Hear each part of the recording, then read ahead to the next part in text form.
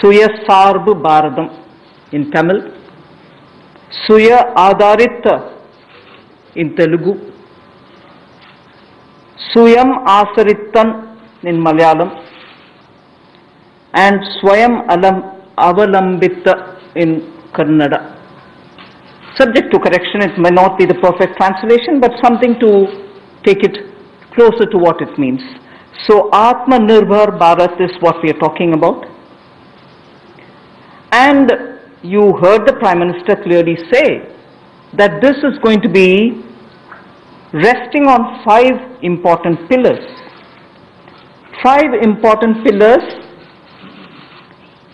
the economy, infrastructure, technology-driven systems, demography, and demand. So if these are the 5 pillars on which we are trying to build Atmanirbhar Bharat, the focus obviously will be what can be defined as the factors of production of, in today's language, factors of production, all of us know that we've been hearing it: land, labor, capital, and enterprise. Today, we recast it, say it the same way, but then essentially referring to the very same factors of production, but in this Atmanirbhar Bharat, our focus therefore would be on those factors of production which are land, labor, liquidity, and law. So essentially it addresses issues of ease of doing businesses, ease of doing compliance and regulations being due diligence observed, and so on. And in this, the intention is to build brands. Intention is also to take local brands and build them to a global level.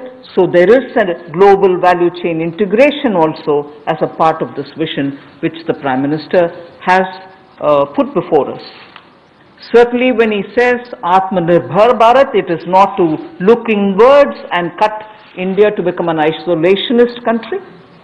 It certainly talks about a confident India which can rest on its strengths and also be able to contribute to the globe, the way in which the Prime Minister rightly pointed out.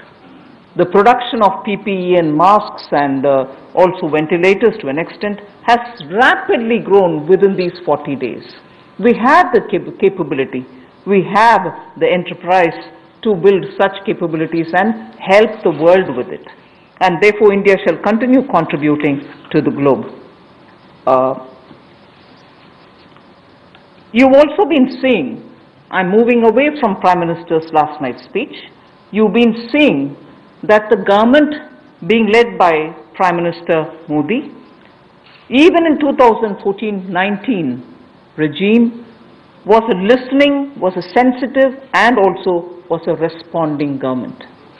And that is why I list before you the various reform-driven steps which have been successfully taken.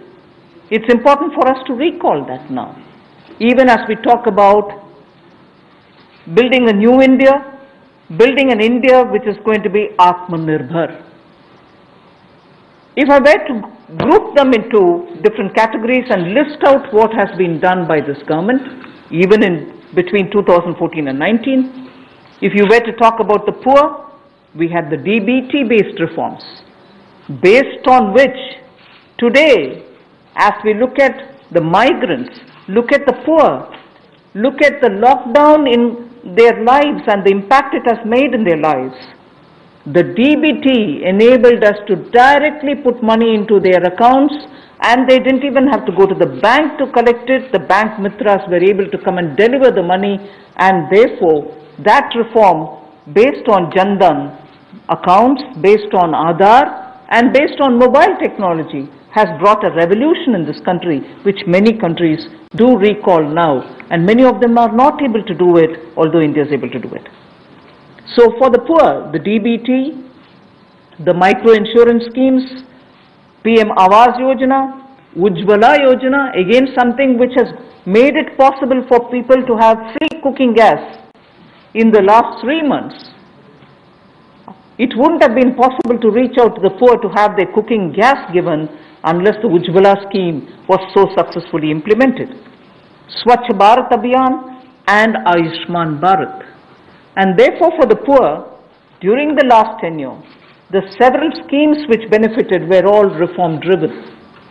If I were to talk about agriculture in the same spirit, PM Fasal Bima Yojana, PM Kisan Yojana, which again has come off handy, that we were able to front load the money to the Kisan during this lockdown. Otherwise it wouldn't have been possible. Creating new fisheries department, Krishi Sinchai Yojana, were all aimed at bringing reform in agriculture.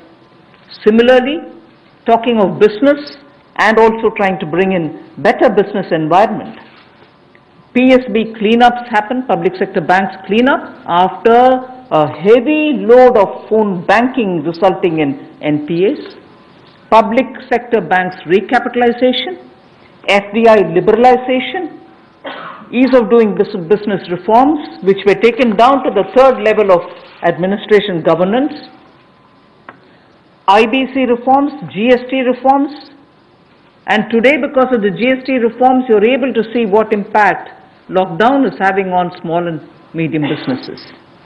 And finally, reforms in other areas, very quickly to recall.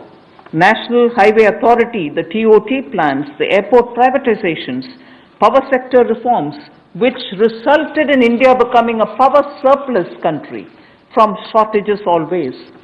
175 gigawatts of solar targets out of 86 gigawatt has already been achieved out of that number.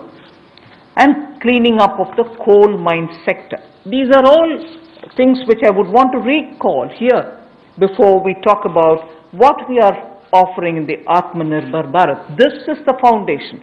This is the credential with which the Prime Minister has always been on the side of reform, reform for better living in this country, ease of living in this